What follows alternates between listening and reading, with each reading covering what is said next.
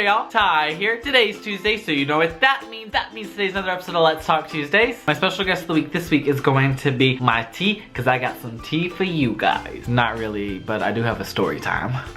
Ooh, that's good. So like I said, I have a quick little story time for you guys today. I thought I would tell the story because of all the awful things that are going on in the world with our wonderful president, President Trump. I'm gagging saying that. Like, it's just, how did we as a nation, as a country, come to this? I mean, I'm not surprised. I'm not surprised that this is happening. I'm not surprised that the dumb people in this country put that thing up on a pedestal and made him president. But it still boggles my mind, but whatever. This story actually took place when was the election? Oh my god, November? I don't know. I'm really bad with time. It happened about 3 days after the election when he was our president-elect. But I was starting the day like any other day. I was running a little late for work. I was on my way, I was walking. It was a nice, wonderful morning. And usually like I have my headphones in, but sometimes when like people walk by or if there's someone behind me or if cars are just too close and going slow or just weird, creepy things, I usually turn my music off because that way if I need to like run, I can run. You know what I mean? You know what I mean?